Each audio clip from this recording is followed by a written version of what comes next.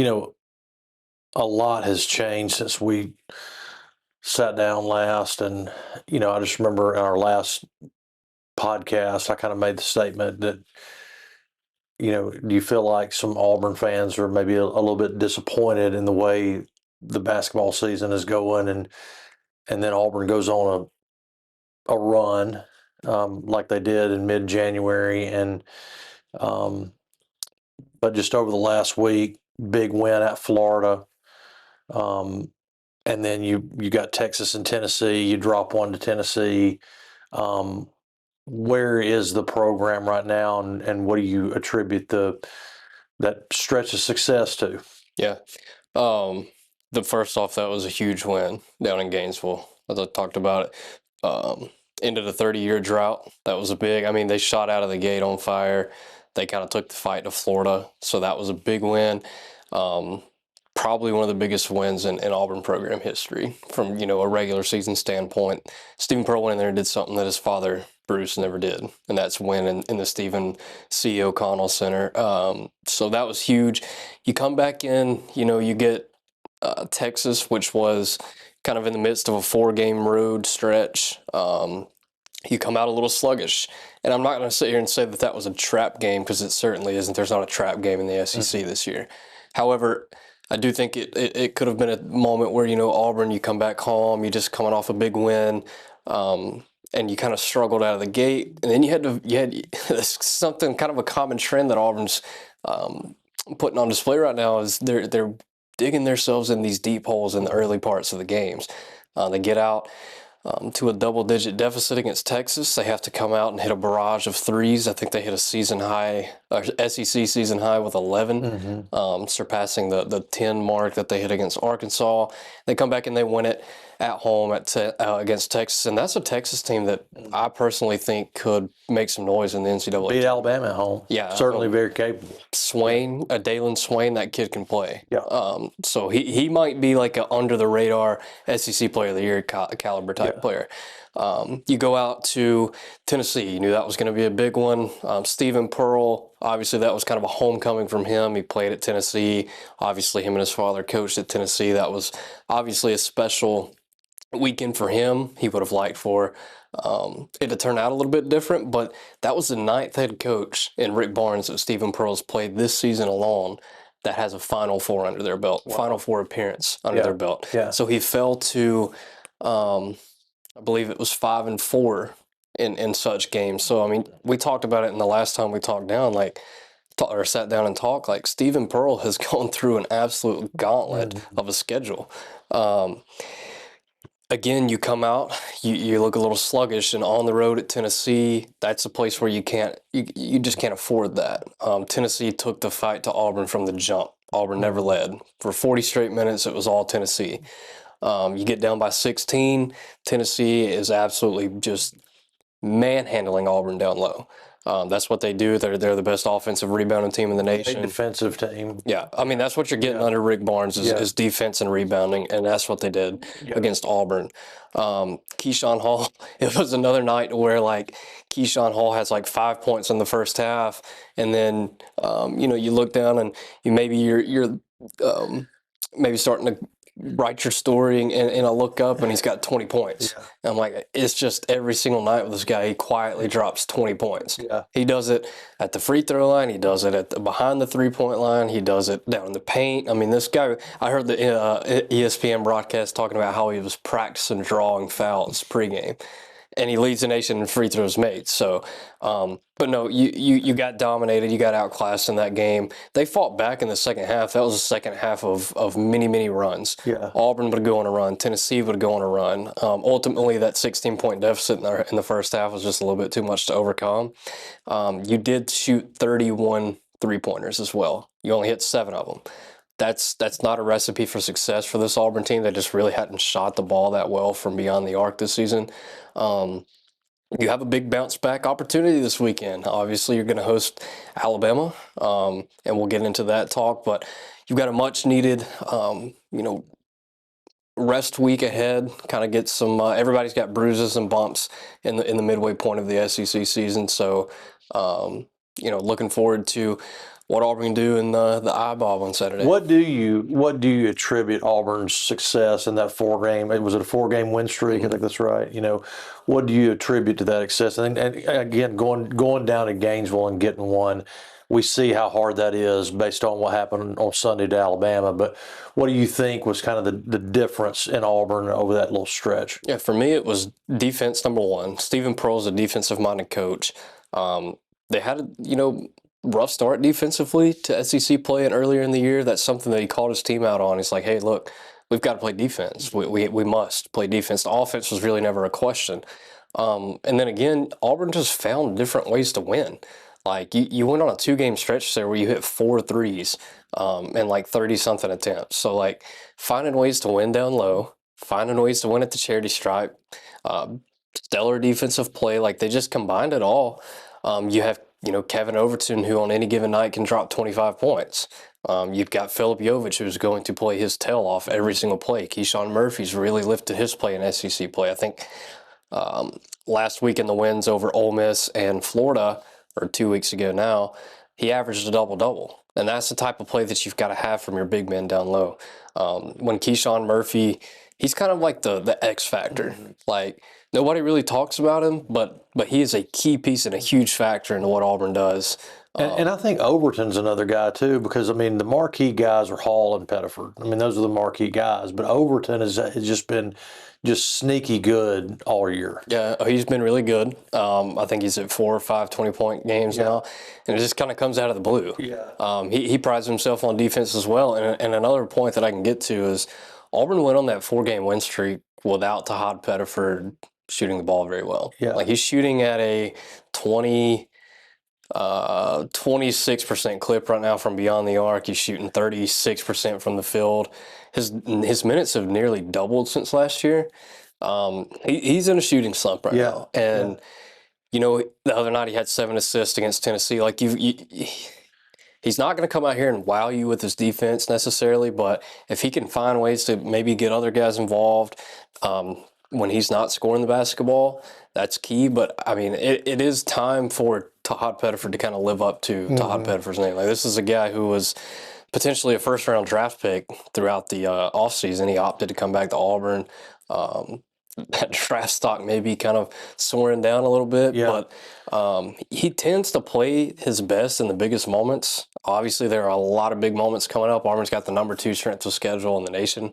I believe every one of their opponents for the next, let's see, they start with Alabama, who is now no longer ranked, so that's it. Vanderbilt, Arkansas. You've got a bunch of ranked opponents ahead on your schedule, so it's time for the Tahad Pettiford to kind of play like big game hot. Well, do you think that is going to be a negative dynamic moving forward? Hall is, new to the team. He's the alpha right now in terms of scoring. How do you feel like that Hall Pettiford dynamic is working out? And do you think where do you think Pettiford's head is emotionally, with respect to how he's playing and how he feels comfortable with his role on the team? Yeah, it's got to be hard. You went last year from scoring all these points. That was really your role last year. Come off the bench, be the best 6th man in the country, and come and score points. And that's what he did, especially down the stretch in that NCAA tournament. He was phenomenal. He knew coming back this year, like, hey, this is going to be my team. I'm the lone returner, unless you want to count Blake Mushalik from last year. There's a bunch of new guys. Like, I've got to be the leader who kind of gets these guys meshed together and plays well. He obviously hasn't, the production on the court hadn't been very well, but I don't see Tahad necessarily being the type of guy that it's got to be me. I think he's okay with, hey, as long as we're winning, Keyshawn Hall can go. He's obviously the best scorer on the court at any game. So I think he's okay with that. I think he just is in a slump right now. I just don't know what the answer is to him. Do you ask him to take more shots? What do you do? And if you're Stephen Pearl, I like the way that Stephen Pearl's handled his roster this year, and specifically Tahad Pettiford. Like, Tahad's a pro, and he messed up a little bit earlier in the season. Obviously, he had the offseason drama that we don't have to get too much into, but he was late to a practice, late to a team meeting, and Stephen Pearl's like, hey, we're not going to have that, and he's overcome that. So there's been a lot of stuff off the court. I feel like maybe that Tahat's having to deal with and battle. I mean, you'll check into. I know Ole Miss did it, Florida did it. Every time he touches the ball, they're chanting at him about his past this offseason, right? Yeah. So, I mean, you're going on these on the road to these hostile environments. You know that you're the leader. You've got to score. It's tough, man. This kid's what 20 years old, 21 years old. It's probably something that he's never had to deal with. So it's new. But I do think that Tahat can find a way to get over the hump. Let's talk about the Iron Bowl basketball. If you would have asked me who has the edge, even going down to Auburn mid-January, I probably would have told you Alabama. But really over these last couple of weeks, I feel like Auburn is really trending up and Alabama is really trending down, even with the addition of Bediako. And I really feel like, Auburn has the edge this weekend. Obviously, they're gonna have, the home court advantage. The last time the two teams met, Mark Sears hit a game winner that probably left a really, really bad taste in Auburn's mouth. You've had some, to add a little fuel to the fire. We've had some comments from Bruce Pearl over the last 48 hours, and hey, it's the Iron Bowl. So, what are your thoughts moving into Saturday, and who do you give the edge to?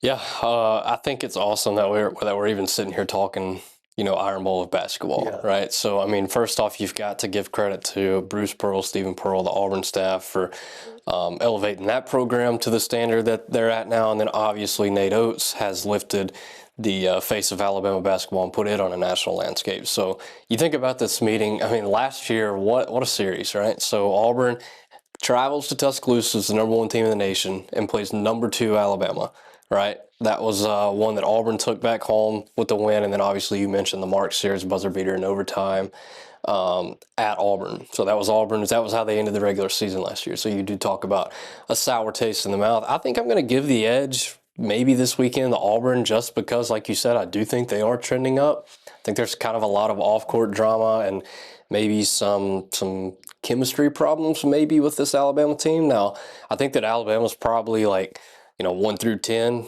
They've got the more talented roster. This backcourt that Alabama has, I don't think that Auburn's. I mean, maybe Arizona, Michigan, some of those teams, but in league play, this is a backcourt that Auburn hadn't seen. You've got Phylon, the SEC's leading scorer, at 21, over 21 points per game. Holloway's playing really well. Those guys can pretty much just go get theirs at any given moment. Auburn obviously possesses the threat of Keyshawn Hall, and I think that this game bodes well for him because, I think that, okay, against Florida, you knew, all right, you're going to have to be really physical down low. Like Tennessee, same thing. You're going to have to take the fight to them down low. Texas was more of a, okay, we're really going to have to defend the backcourt. And like Dalen Swain, like I mentioned before. So I think this game's kind of a mix. I don't think Alabama's necessarily going to kill you inside. I don't think they're going to be too soft inside. I think that you're going to have to account for those backcourt guys. I think that, like I say, Keyshawn Hall, he's a 3-level guy. He can score from outside. I think he's best when he's attacking the rim, and he can obviously draw fouls and get to the free throw line. So this is a game that I could see Keyshawn Hall maybe having another 20, 30-point game. I'm going to give this game being in Neville Arena. I think I was listening to the Mac and Cube this morning. They said Andy Burcham went on. He said that they're already camping. I remember being on campus. Luckily, I got a media credential, and I was always set. And, I got to walk in an hour and a half before. But I remember being on campus and seeing the tents just all the way down to the intersection down there. So it's going to be a rowdy environment. Obviously, there's no love lost between these two teams. I could see it going either way, but give me Auburn with a slight edge just because of everything. And then obviously, and we can get into the Bediako situation. The hearing now is scheduled for Friday. So that's one day before. That's going to be, that's going to take the attention of Nate Oates and Charles Bediako and those guys away from basketball for that day, probably. I don't know. It's going to be interesting to see. Can we talk about what happened Sunday in Gainesville? Can we talk about that? Goodness.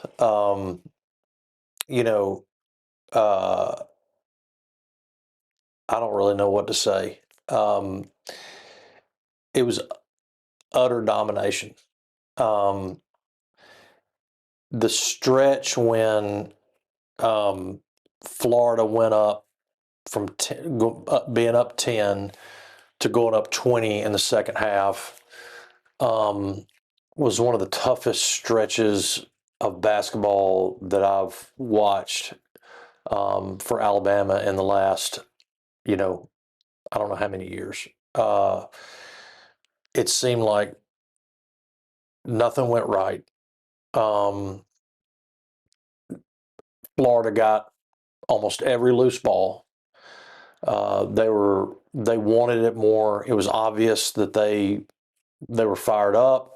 Alabama didn't seem too fired up. They couldn't handle the ball, couldn't get a loose ball, and nothing went right. So I have to say this, first of all, you've got to give Oates credit, to your point earlier. You got to give him credit for elevating the program. He's taken the program to places that the program has never seen. And I've talked to Mark Gottfried, and I've talked to Coach Sanderson, and and I know what those guys did for Alabama basketball, and I know how hard that was to even get to the Sweet 16. And Oates has far surpassed that. He's raised Alabama basketball to another level. So I have to take that in context. From a microcosm standpoint of what I saw Saturday, it was very shocking, to watch. Florida is a very good team. They're not as good as they were last year. They could win it, certainly. But for Alabama to play the way they did in the second half was very, very disappointing, and to get just out hustled. And you can throw out the stat book. I mean, and when it comes to effort, I would just like to see more effort that I saw on Sunday, and that it was very tough to watch, and it was utter domination. And again, I think that the difference between Tennessee, Auburn, probably Texas A&M, we'll get to that in a minute, Florida, and Alabama is all those other teams other than Alabama have committed themselves on the defensive end. Like, they are committed to playing defense, to guarding, and I'm not sure Alabama is. If I'm Alabama's coach, I set a goal of, hey, we don't allow 35 points. That's our goal. We don't allow 35 points, before halftime. And it's almost every time 40, 45, and then you give up 100 again. Last year at Missouri, you give up 110, and it's like, until you commit yourself on the defensive end, I just think you're going to struggle. So there's my 2 cents on that. You can add whatever you want to that. And no, I mean, you look at this Alabama basketball team, and it's pretty obvious, looking, and again, I don't cover Alabama in depth. So they can score the basketball, right? They're third in the SEC, over 90 points a game. They're going to score the basketball. They're the only team in the SEC that allows over 80 points per game, 82.3. So that's obviously, I mean, when you look at Saturday, 72 points in the paint. 72 points in the paint, and your front line is 7 feet, 6'11", 6'10". Yeah, and I think that's where, it's kind of been interesting to me is, like, Bediako. You come in, you're like, okay, well, he's gonna be kind of not necessarily come in and just be your leading blocker right away, because you've got Aiden Sherrill, who's doing a pretty good job at that. But it's kind of been more of him on the offensive end of the floor than it has on the defensive end of the floor. I definitely thought that he was going to be able to handle the likes of Condon, Chinelu, and Hawk for Florida. That didn't happen. No. And again, Obviously, a big problem for Alabama in that game was turnovers. I don't know what the final stat line ended up being, but I do remember midway through that second half looking at the TV and them showing Alabama with 17 turnovers to Florida's 2. That's just not going to win you basketball. Yeah, I just feel like what it came down to was that Florida's just more aggressive on the defensive end, and they were committed to it, and they forced turnovers because they were more aggressive, and Alabama didn't force turnovers because they were not aggressive. They were way too tentative, and I don't know if that has to do with the fact that you're playing at Florida and maybe you don't want to foul. I don't know, or it's just like I'm not committed defensively like I need to be. It's like they won't finish the play. They're not locked in defensively where I'm going to make this guy turn and I'm going to make a stop. I'm committed to making a stop on this end. It's like Florida just got whatever they wanted, and you just can't have that mentality. I'm really, really interested to see how Alabama is going to respond to this, because you've got the number one team in the SEC coming in tomorrow night, which in Texas A&M. You got Bucky's homecoming, to Alabama. And I think this is really a make or break time for Alabama, as a basketball team. I also wonder how the Bediako dynamic is kind of working out with the team. Um, some people don't like Sherrill. I like Sherrill.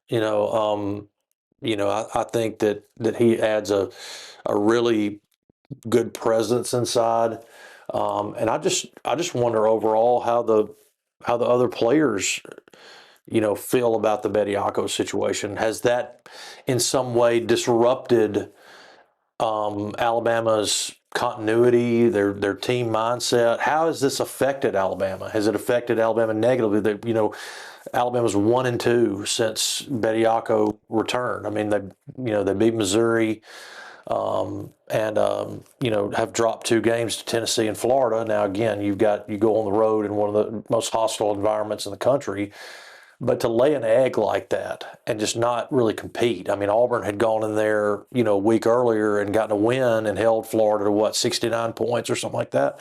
I don't remember the final score, but Bama goes in there, gives up 100 and gets boat raced. So it's like, where's your program right now? Yeah. And then obviously it's not going to get easier for them tomorrow night or on Wednesday night with Texas A&M. Bucky ball. We all talked about it. They play a physical brand of basketball. They're going to press you. They're going to turn you over. They're going to make life very hard for you. They are still not ranked in the top 25 AP poll, which is just absurd to me. That's absurd. Which is probably some more fuel for that A&M team. Like, hey, you know what? Alabama's second behind us, and votes received to slot into the top 25. How about we go ahead and show these voters that they need to be bumped on down, and let's any motivation you could have. Yeah, and again, Bucky's coming back to Alabama, so I mean, I know there's people coming that have bought block seating to go watch him. He's going to want to get one on Wednesday. So again, I just think it's not to cut you off, but I mean, I just think I think it is a very critical juncture. I mean, it can turn on a dime. I mean, your season can turn on a dime, and I'm not saying that Alabama needs to mail it in at all. And I've been fairly critical of the performance on Sunday, but I just believe, especially at home, you need to go get one. And beating the top team in the SEC is going to put you on a better trajectory. Yeah. Do you feel comfortable? I mean, and you might not know this off the top of your head. How many home games has Alabama lost this year? I mean, well, the Missouri game was the first one. They had dropped 2 in a row before the Missouri game, so that would have been the third one. But so I mean, yeah. Do you?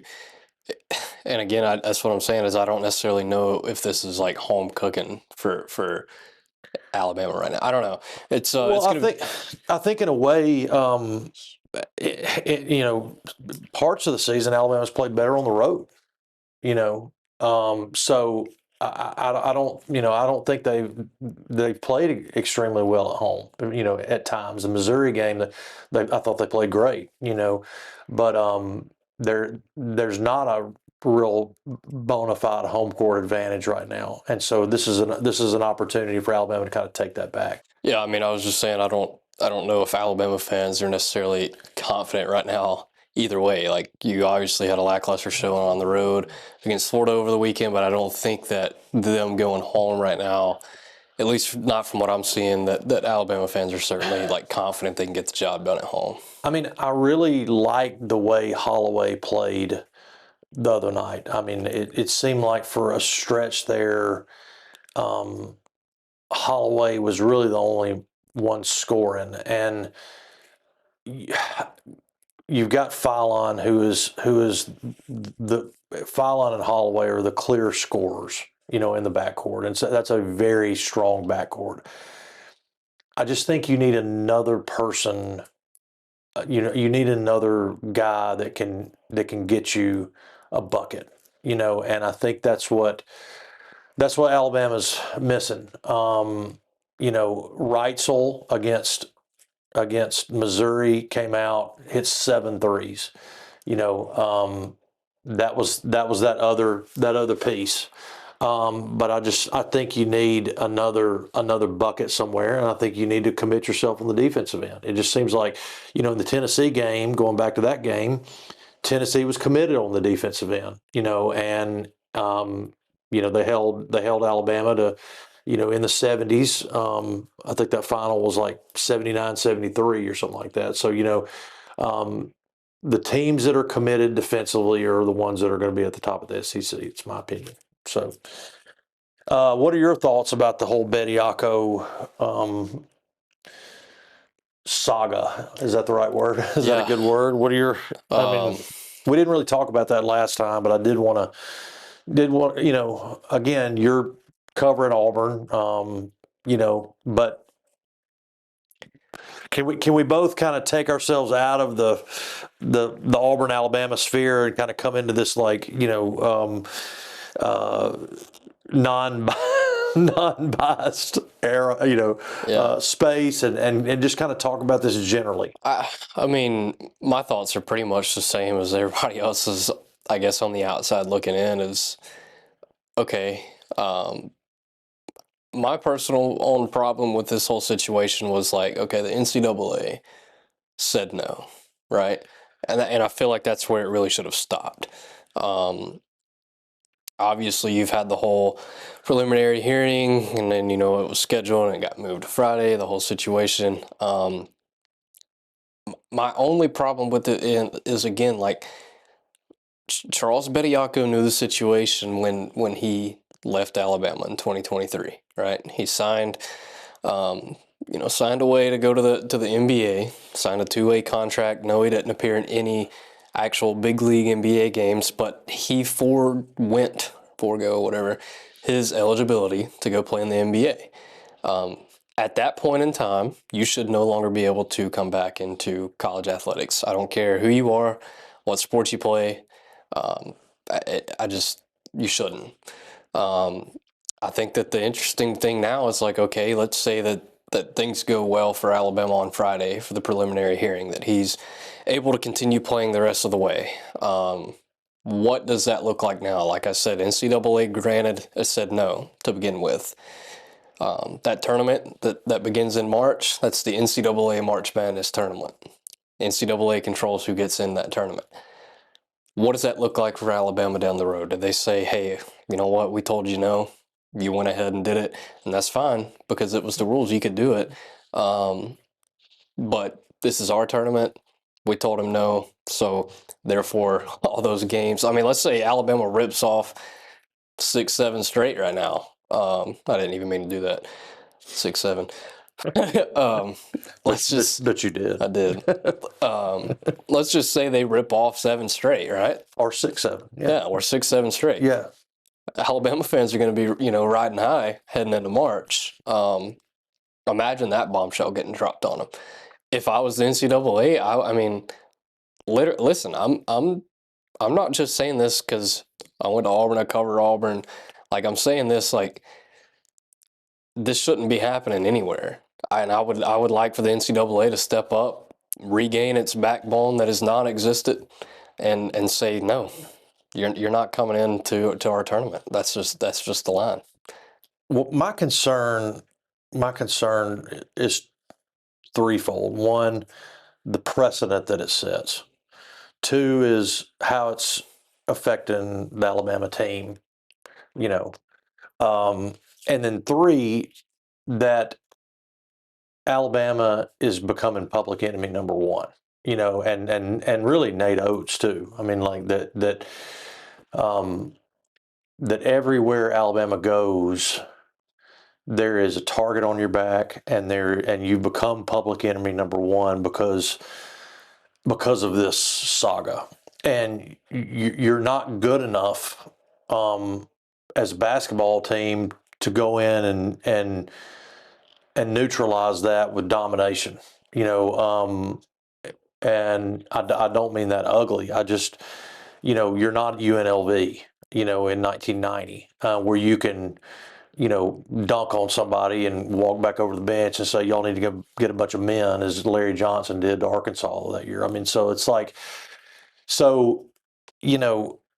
how is that affecting Alabama, and how is that affecting when they're going to, and again, I mean, this is not, horseshoes and tiddlywinks. I understand that. I mean, because every time you go to, a opponent's SEC, opposing arena in the SEC, you're going to get that. But like, you don't have to have even more fuel, to make things worse. And so those are my concerns. And, how is it affecting this Alabama team? Is Alabama better? I wrote that down. Is Alabama better because of this situation? And I don't know that they are. Yeah, well, what are they, 1-3 with them? Yeah, I don't know that they are. And so, it is what it is, but I am concerned about the direction the team is going in. And I don't know that this has been, the best move. And I've got nothing against Bediako at all. Nothing. And I respect a person's right to make their own choices. I respect that, and I in a way, you almost feel like he's just kind of caught in the middle of all this. He's a young kid, that maybe got some bad advice, maybe is kind of somehow in the middle of the situation. And I'm not going to say that, that he's lily white in anything. I mean, but I just feel like you almost got to feel for the kid a little bit, Yeah, like we mentioned this last time we talked too. Like, I almost can't blame the college kids in any of this. Football, basketball, transfer portal, 7th-year seniors on their 5th school, TJ Finley. Like, I can't blame TJ Finley. If nobody's going to tell him to stop, then why the heck would he stop, right? If nobody's going to make Charles Bediako sit out, then why would he do it? I'm sure he's there's probably a little bit more pros for him in his personal life at Alabama than it was in the G League. So can't blame the kids. It's, again, the NCAA and the higher ups that I've got a problem with. I don't. Something's got to get. It's just an unsustainable time that we're in college athletics. Well, do you have something against what Nate Oates has done? I mean, 50-50 kind of, because he is older and he is, I get it. Look, he's trying to win basketball games. That's his number one job. Like, that's what he gets paid to do. So he's going to do whatever he's got to do to better his program, to better his team. So I get that. Again, did he know in the beginning that it was wrong? Yes. But I don't know. I don't really feel one way or another about that. Well, there's people that have had very negative reactions to him because of this, and I've seen it, to a one particular commentator, it was a very harsh scolding of his character. And I'm not saying that I'm going to go there. I'm just saying that it has elicited a very strong response from people. Yeah, I mean, and it probably it's gonna do that. Yeah, that's gonna happen. And again, I don't. You mentioned a second ago the Bruce Pearl making some comments over the weekend, but he made a good point. Again, I'm paraphrasing. I didn't even watch the whole clip, but he said, "Hey, look, here's my problem." Like I said, NCAA said no. When I was at Tennessee, I got fired for having 3 kids who were committed to my program over for supper and feeding them. That was the rule, and I knew better, and I got fired for it, and that was a consequence.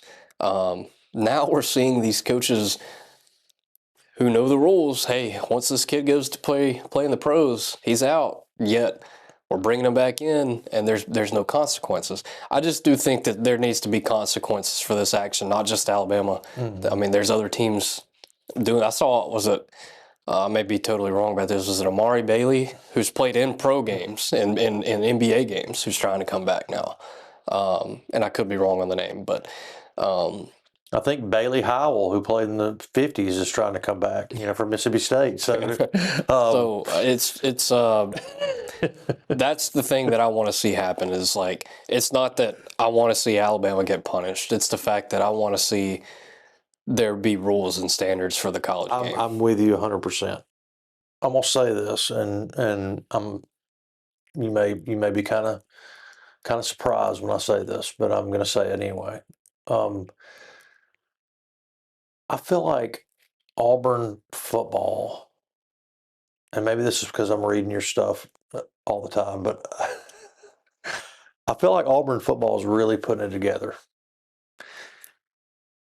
I may be off, but I just feel like with the additions that Golish has made over the last month,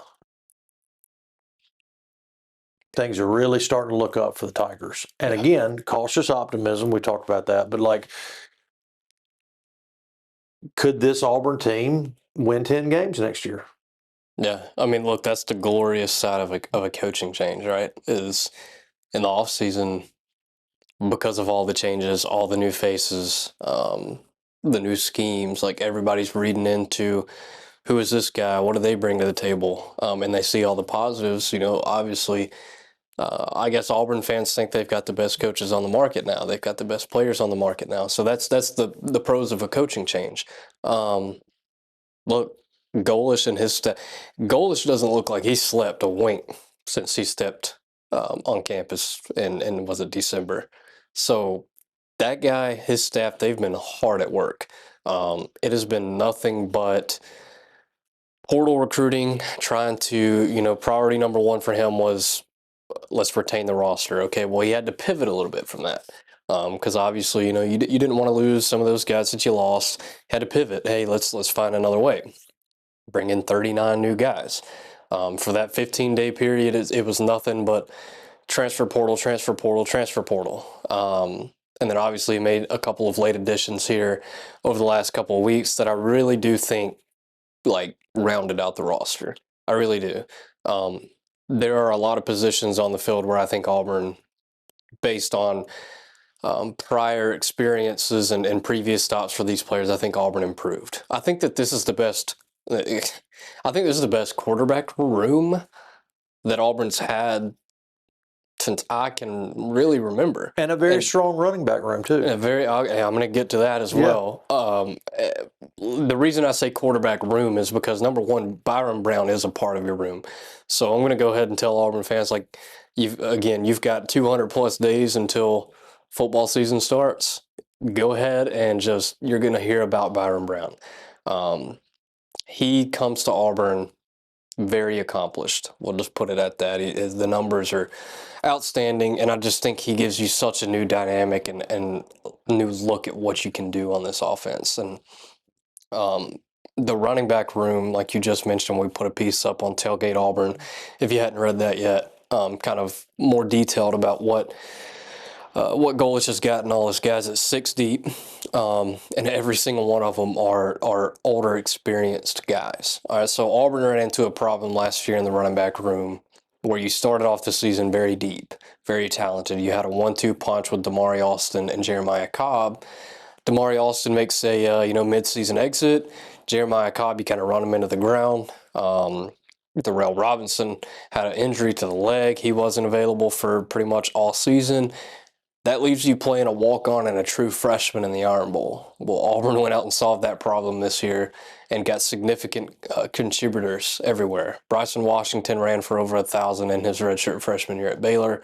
You got the kid from Troy, and just a lot of production and experience coming into that room. I really like what they've done in the trenches. I don't think that this is necessary. Like, going into last season, Auburn and the offensive line, like, that was supposed to be like the offensive line. Like, that was Xavier Chaplin, Mason Murphy, Connor Lew in the middle. You had Jeremiah Wright, who had been in college for so long, Dylan Wade in his third year in the program. Like, that was supposed to be the offensive line. I remember Hugh Freeze saying, like, somebody came in and from the NFL and gave them 6 draftable grades among the offensive line room.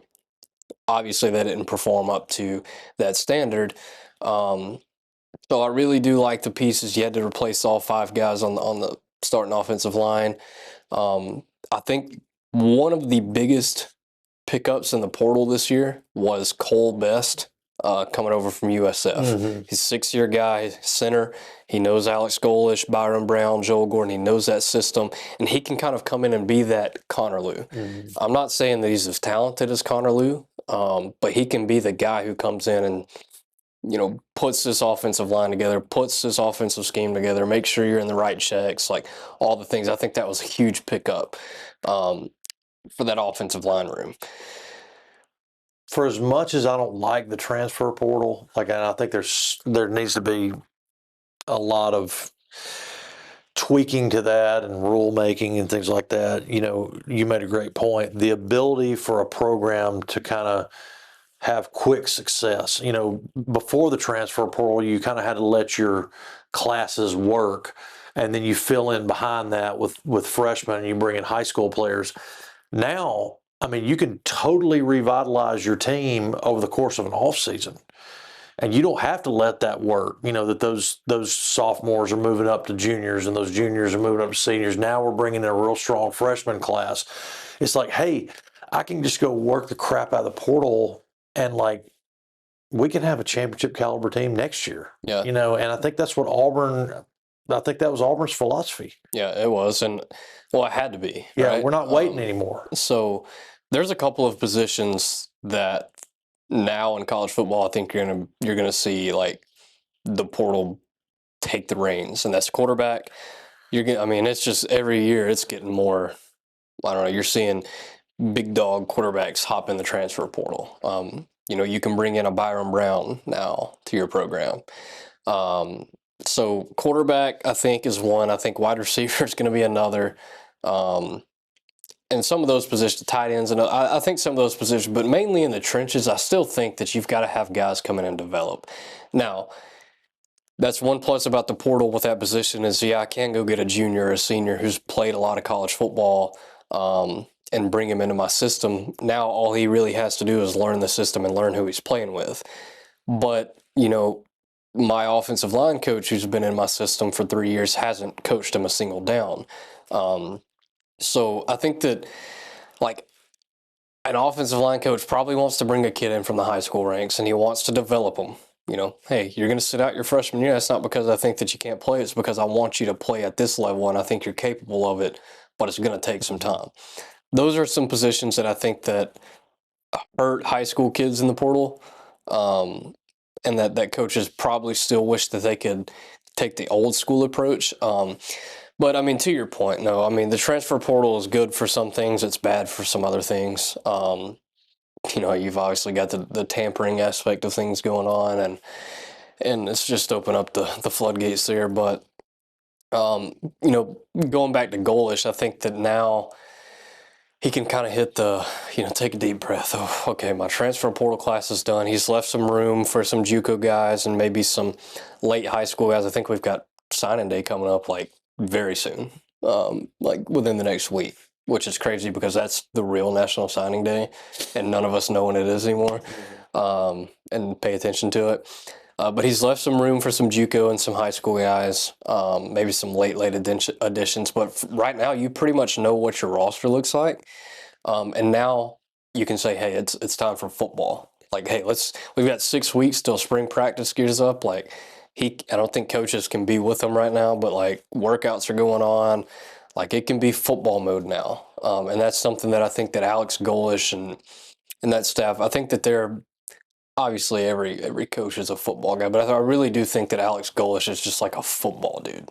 Like, I think that's what he's looking forward to the best is implementing a scheme and just playing ball. I don't want to see my coach if I'm a fan of a program. I don't want to see my coach posing for pictures a whole lot. Going to the clothing store.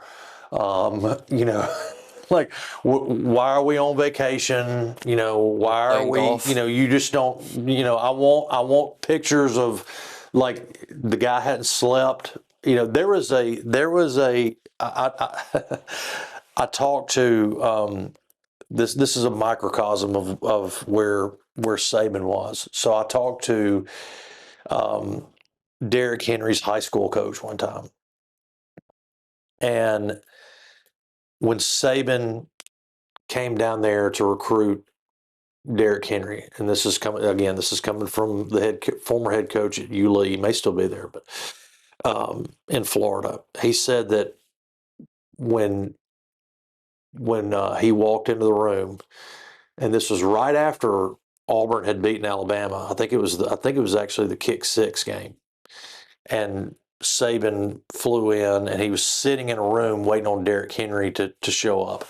And he has got his legs crossed, and he's got a styrofoam cup, and he is gnawing on it, just turning the cup and biting the styrofoam. This is how amped up he is.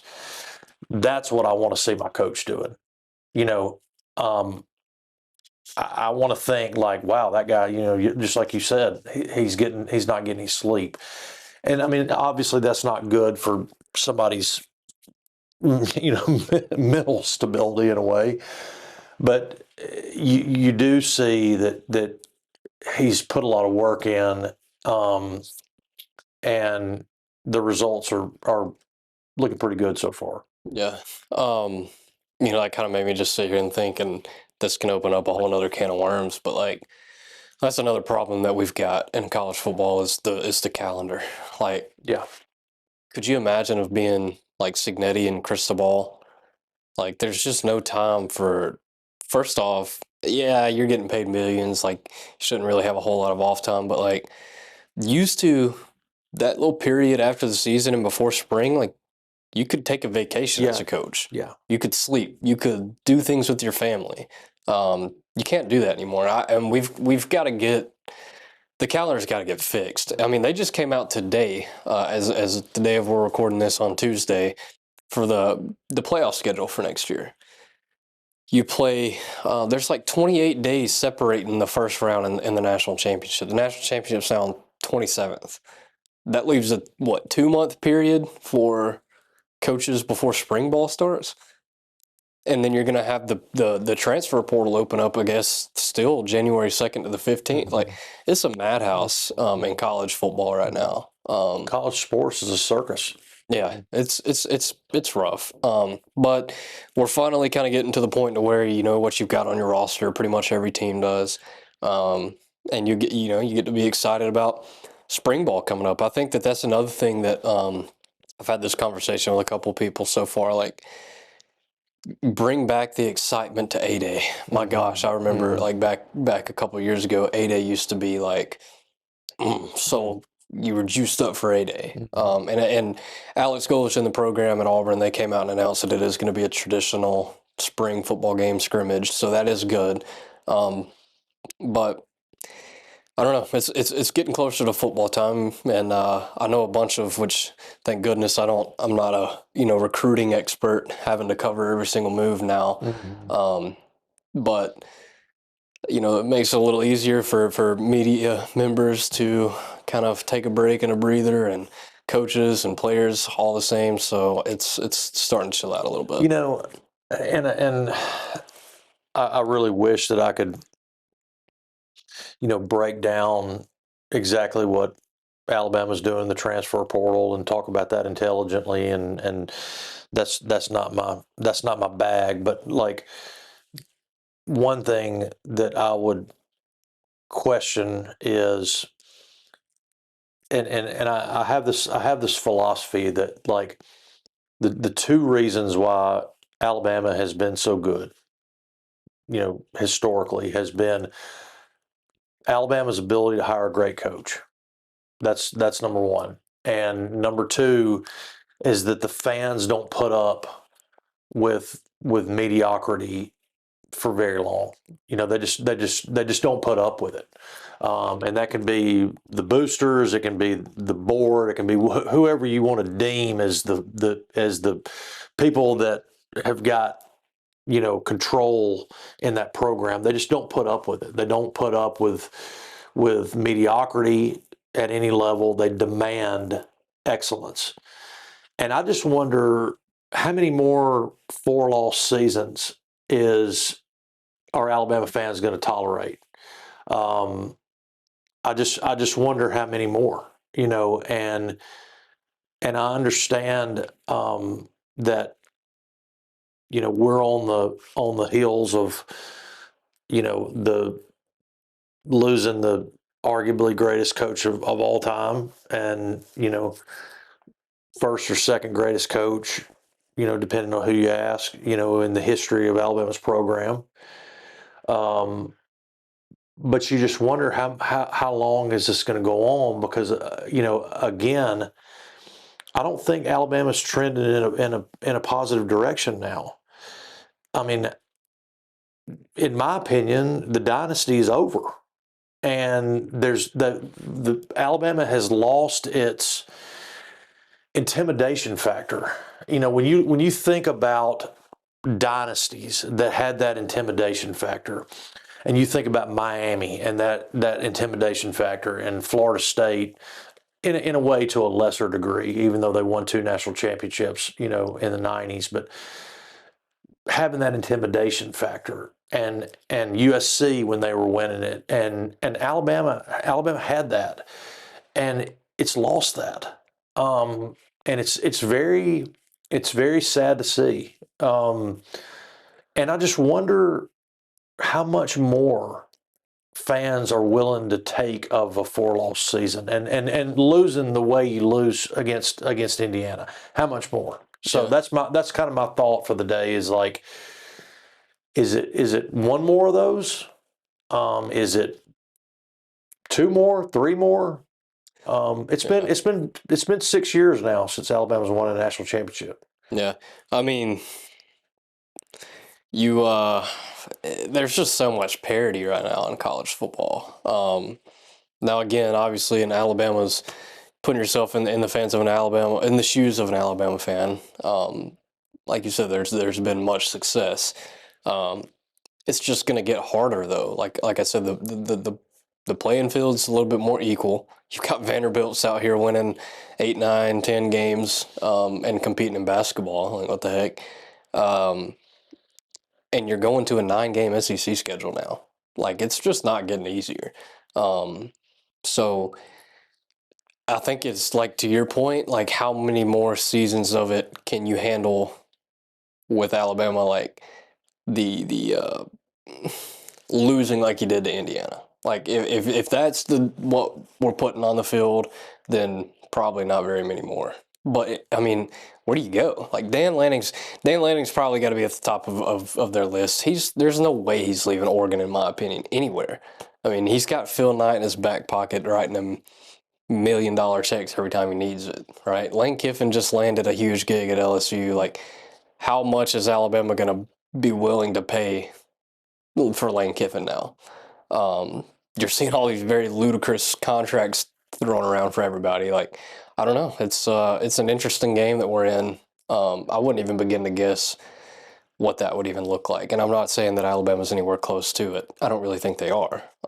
But it's just kind of to round that up. It's just so much parity in college football right now. There's a lot of parity, and when you have an Indiana making the winning the national title, it's unbelievable. That I was pulling into my driveway the other day. I was just sitting there going, Indiana just won the national title in football. That's just so weird to say. And then you look at the whole playoff picture of this past year, and to your point, there's great parity with respect to that. And look, Alabama made the playoffs. I mean, like you got to give some sort. That was enough to kind of satisfy. It's like, here, take this little morsel and just chew on this for a minute. You made the playoffs, so like let's. But what I think is hard for Alabama fans is the swings. It's like you lay an egg to Florida State, and it's almost like this, like, just this roller coaster that Alabama fans are on. Like, you don't know what team is going to show up. You don't know. I mean, there have been some great wins along the way, but then there's just been, the Florida States and Oklahoma last year, and then the Indiana game, and just getting completely dominated by Georgia in the SEC championship game. And so it's very hot and cold, and that is a hard thing for fans to take. And at least, I mean, again, going back to Saban, but if you got beat, is because some quarterback or had a unbelievable game, and but Bama didn't lose the ones that they were supposed to win. They just didn't. In terms of going to Arkansas or something like that. But again, I just wonder how much more Bama fans are willing to tolerate. I wonder if Alabama fans will switch with Auburn fans, and they'll take what Auburn fans have endured for the last 5 years, and see what Auburn fans say about 4 losing seasons, or a couple of 4-loss seasons. What about your boy Gus retiring? Yeah, there was. I mean, Auburn hadn't had a winning season since Gus left, right? So, saw a lot of comments all over social media about from Auburn fans just thanking him for what he did. Yeah. He's an Auburn man. Like he's a true. He's when you look up Auburn, like Bruce Pearl, Gus Malzahn's in there somewhere in the Auburn dictionary. I think that I like that for him. If I had to guess, he's probably going to sit pretty at Lake Martin and play golf and just live life. So you almost think like he would be a great fit at Arkansas, or he would be a great fit at Kentucky or something like that. Why didn't Kentucky give him a chance? Like, to me, those are two really good fits, and that's not to diminish his ability, because you know how I feel about him. I think he's a really good coach, but I just kind of felt like it was surprising to me. It was surprising to me to hear that like, okay, well, if he stays retired, then he'll never be the head coach at Kentucky or Arkansas or something, which that may be weird for me to say, but Sorry, I didn't mean to cut you off. No, you're good. I read in an article yesterday that he had considered retiring after his stint at UCF instead of going to Florida State. Yeah. But Mike Norvell called him up and asked him to be the offensive coordinator there, so he took that. So I think that this is probably just a case of, like, could he have went to Arkansas or Kentucky? Sure. Did he get offered? I have no idea, maybe. But I think it's probably just a case of him saying, my time on the gridirons, it's up. I'm going to go be with my family and enjoy life. I've had a great career. And that would be awesome. I think imagine being a retired football coach. That'd be awesome. Yeah. Wouldn't have to worry about any finances. That's for sure. I'm a retired basketball coach. I can imagine that. But all right, so we need to wrap up here in a second. But let me ask you this question, and this is kind of a general question. But what are you looking forward to? And I'll answer this question too. But what are you looking forward to sports wise over the next couple months? Like and this could be a couple things. But I mean, what are some things that you're looking forward to and you're going? Because I'm gonna be honest with you right now. I'm just gonna be like super honest and super raw about this. I'm not gonna watch the Super Bowl. I'm not gonna turn it on. Yeah.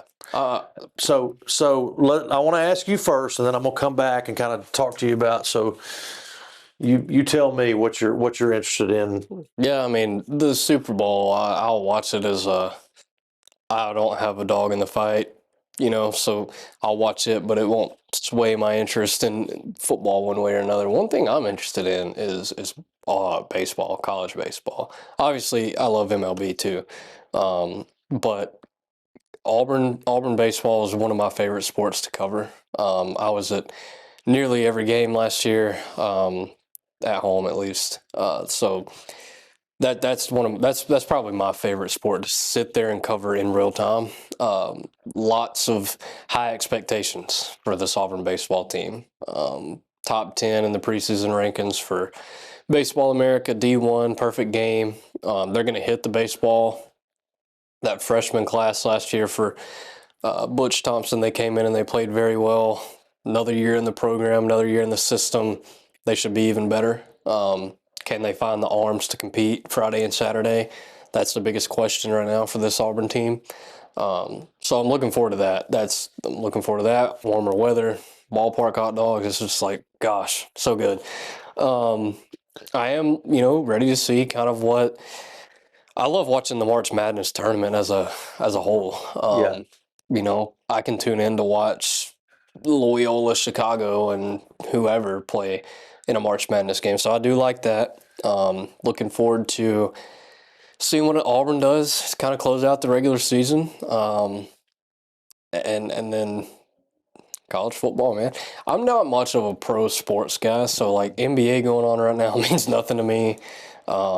Obviously, spring baseball starts in a couple weeks. Opening day is not too far away, so I'm really just looking forward to some of the spring sports.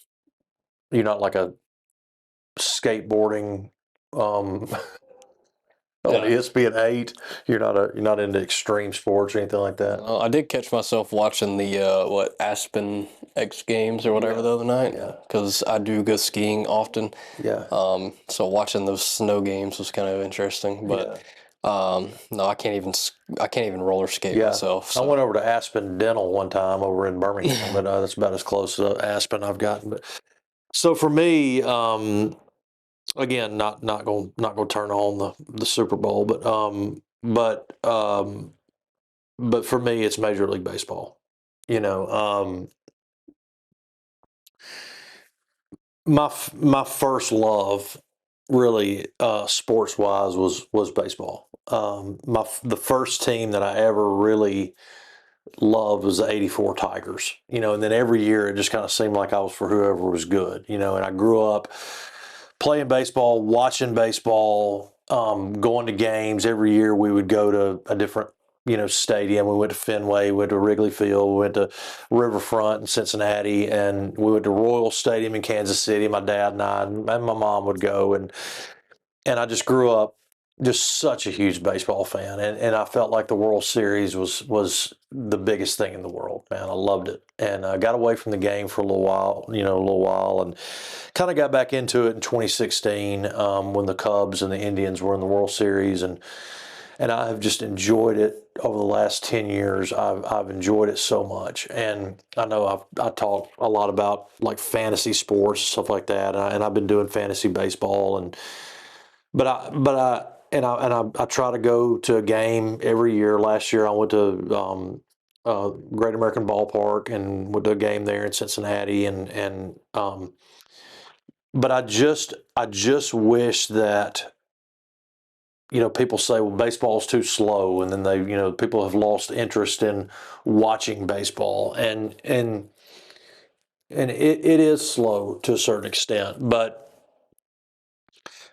I wish people would really give it a chance, because I think it is still such an incredible game, and I get excited when pitchers and catchers report, and they start spring training, and going back to what you're saying, things are starting to warm up, and then baseball season starting in late March, and it just gets me excited. And man, the World Series this past year was absolutely incredible. And we love watching it as a family. And we're Yankees fans, the whole team. My whole family, we're all Yankees fans. But this year we kind of got behind the Blue Jays, and it's like every year we'll pull for somebody, and I just remember when the Nationals were playing the Astros, we pull for the Nationals, and my wife gets into it. She loves it. So it's like, that's what I'm excited about. I'm excited about, the finishing out SEC play. I'm not as big a March Madness person as a lot of people are.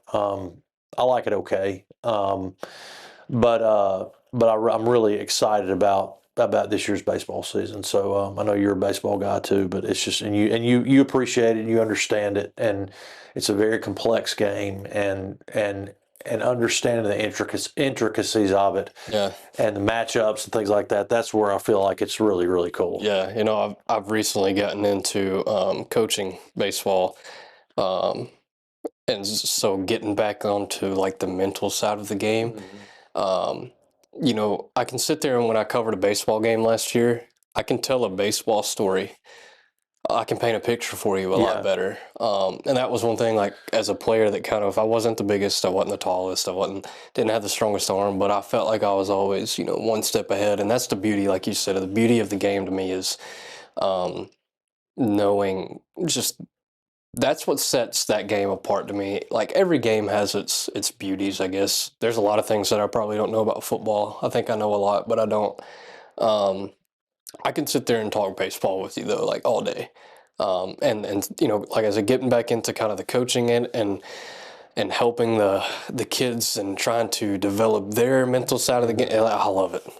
It's just, it brings so much joy to me. It's a very cerebral game. It is such a cerebral game, and it's such a game of strategy, and then I love the business of it too. I mean, to me, the off season is what's cool. I mean, seeing where the players are signing. I said, we had Caleb Hall on our podcast. He's a corner head baseball coach had him on last week, and I said that, the Yankees ought to sign Luis Ariz. Well, he went and signed with the Giants for $12 million. I mean, and so it's like, why don't you pick that guy up? I mean, that's a steal, getting 1 year deal for $12 million for, arguably the greatest hitter, the best contact hitter in baseball right now. So like, why don't you? So I like that aspect of it too, building a team, understanding. I put myself in a general manager's position. How do we fill holes? And then just from a philosophical standpoint of like, how do we manufacture runs? How do we, what's my philosophy in, am I, and the Yankees are big on gorilla ball right now and all that kind of stuff. And I'm more of a, let's manufacture runs by putting the ball in play and stealing and speed and things like that. I like the home run too. But anyway, I'm going away off on the deep end on this question, but I'm excited about that, and just, may try to play a little golf this spring too. Yeah, so, golf. Yeah. That's well, I have a love-hate relationship with that sport. I love actually watching golf. Like, I will tune in Thursday through Sunday now. Yeah, I'm more of a Sunday watch / nap. Yeah. Wake up and we kind of see the leaderboard right going up 18, and that's kind of how I will keep up after watching Full Swing on Netflix. Yeah. I love it. Yeah. I love it. Yeah, that's another. I didn't even think about that. Yeah. Because I watched the Amex last week with Scheffler, and then Justin Rose wins the tournament over the weekend. He's notched himself as like one of the best players now in the world. So it's getting fun. Well, all right, man. Well, this was awesome again, and we'll just put this on our calendar, and we'll talk next time. Yes, sir. Absolutely.